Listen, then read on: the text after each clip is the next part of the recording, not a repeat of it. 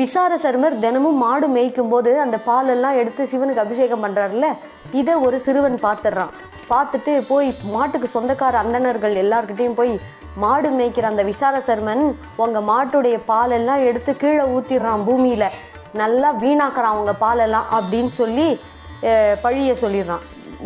இதனால் என்ன பண்ணுறாங்க, எல்லா மாட்டு சொந்தக்காரர்களும் நேராக போய் விசார சர்மன் அப்பா எச்சதத்தன் கிட்ட போய் கம்ப்ளைண்ட் பண்ணுறாங்க. உங்கள் பையன் மாடு மேய்க்கிறான், பத்திரமா பார்த்துப்பான்னு நம்பி தானே எங்கள் மாட்டை பொறுப்பாக கொடுத்தோம், ஆனால் இப்படி எங்கள் மாட்டோட பாலெல்லாம் எடுத்து வீணாக்குறானாமே, இது என்ன அர்த்தம், இதுக்கு பதில் சொல்லுங்கள் அப்படின்னு சொல்லி எல்லாரும் அவங்க அப்பாட்ட கேட்குறாங்க. உடனே அவங்க அப்பா, சரி மன்னிச்சிருங்க, நான் என்னன்னு என் பையனை கூப்பிட்டு தண்டிக்கிறேன் அப்படின்னு சொல்லிடுறாரு. மறுநாள் காலையில் பொழுது புலர்ந்ததும் விசார சர்மன் மாடெல்லாம் ஓட்டின்னு மேய்க்கிறதுக்காக கிளம்புறாரு. விசார சர்மனுக்கு தெரியாமையே அவங்க அப்பா எச்சதத்தன் பின்னாடி தொடர்ந்து போயிட்டே இருக்காரு. போய் ஒரு மரத்து பின்னாடி ஒளிஞ்சுக்கிறார். அப்போ என்ன பண்ணுறாரு இந்த விசார சர்மன், வழக்கம் போல் மாடெல்லாம் மேய்ஞ்சுட்டே இருக்கும்போது மணலில் சிவலிங்கம் பிடிச்சி பூ மாலையெல்லாம் பறித்து தொடுத்து வச்சு மாட்டுக்கிட்டேருந்து பாலை கறந்துன்னு வந்து இந்த சிவனுக்கு அபிஷேகம் பண்ணிவிட்டு பூஜையில் ஆழ்ந்து விடுகிறார். கண்ணை மூடி சிவன் நாமத்தை சொல்லிகிட்டே தியானத்தில் இருக்கார்.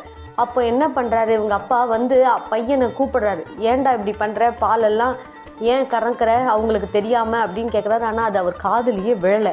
என்ன நான் கூப்பிட பூஜை பண்ணுற மாதிரி உக்காண்டிருக்க, எழுந்துருன்னு சொல்கிறாரு. அப்பயும் அவர் காதுலேயே விழலை. அவர் சிவ சிந்தனையில் இருக்கார். உடனே கோபம் வந்து என்ன பண்ணுறாரு, அந்த பால் குடம் வச்சுருக்காரு இல்லையா பக்கத்தில், அந்த பாலை வந்து தன் காலால் தட்டி உதச்சிடுறாரு. உடனே பாலெல்லாம் கீழே சிந்தி வீணாக போயிடுது. இந்த பால் விழுந்ததும் அது சுயநினைவுக்கு வந்த அந்த தியானம் கலைஞ்சி வராரு விசார சர்மன். பார்த்தது தான் உடனே அவருக்கு கோவம் வந்துடுது.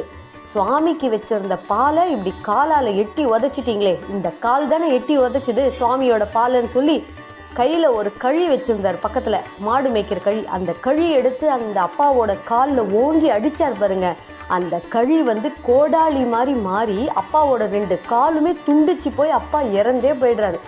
இதெல்லாம் அவருக்கு ஒன்றுமே புரியல. நம்ம ஏன் அடித்தோம், எதுக்கு அடித்தோம், அவரோட சிந்தனை முழுக்க சிவன் மேலே இருந்தது, சிவனுக்கு உண்டான பொருள் மேலே இருந்தது. அந்த பொருளை வீணாக்கிட்டாங்க, சிவனோட பொருளைன்னதுமே கோவம் வந்து அடிச்சிடுறாரு. அது அவங்க அப்பா காலையே வெட்டி அவருடைய உயிரையே மாய்த்து விட்டது. இதுக்கப்புறம் என்ன ஆகுது, சிவபெருமான் அவர் முன் தோன்றுகிறார். தோன்றி, விசார சர்மா, நீ பெத்த தகப்பன்னு கூட பார்க்காம என்னோட பொருளை ஒருத்தர் வீணாகிறாங்கன்னு தெரிஞ்சதும் அவங்கள நீ தண்டிச்சிட்ட. அதனால் அப்பா இல்லாத உனக்கு நான் தான் இனி அப்பா அம்மா எல்லாமே. நீ என்றைக்கும் என் கிட்டேயே இருந்து என்னோட பொருள்களுக்கெல்லாம் நீ தான் காவலாக இருந்து எல்லாத்தையும் கணக்கு வழக்கு கவனிச்சுக்கணும் அப்படின்ற பொறுப்பை கொடுக்குறார். இதுதான் சண்டிகேஸ்வரரின் திருக்கதை.